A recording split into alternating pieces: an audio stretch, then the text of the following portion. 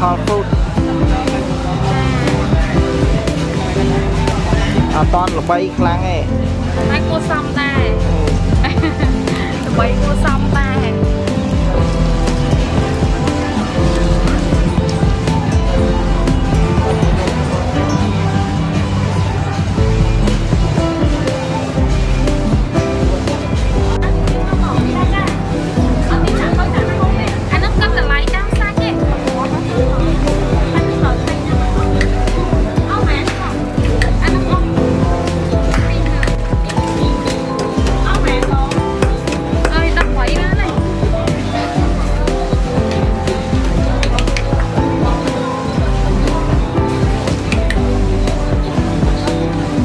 ទឹកកាពិណាចាំឆ្ងាញ់បែបខ្មែរយើងបែបខ្មែរកាត់គេរបស់ខ្មែរយើងសម្រាប់ខ្ញុំចូលចិត្តអ្វីដែលជារបស់ខ្មែរហ្នឹងហើយហើយមើលការដេកខ្ញុំខ្មែរខ្ញុំយកតាមគេទេមាននៅ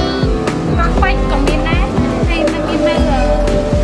សាបេសេក៏មានចាំទៅក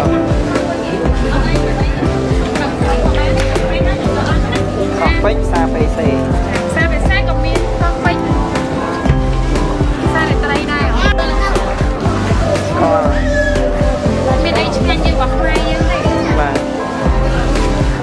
ខ្ញុំញ៉ាំបុកហុងបាត់ដំបងឆ្ងាញ់ឆ្ងាញ់មកគេយើងឆ្ងាញ់មកយើង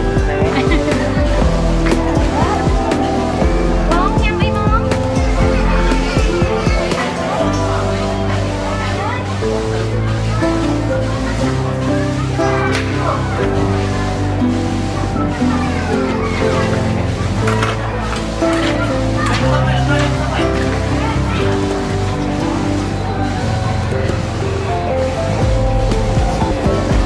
ដាក់គ្រប់គ្រឿងណា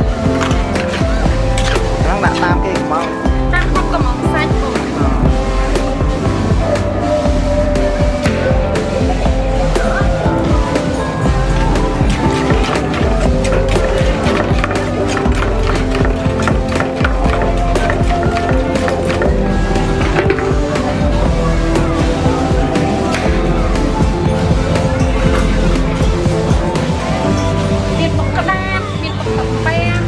អូមានក្តានដែរអូនេះក្តានហ្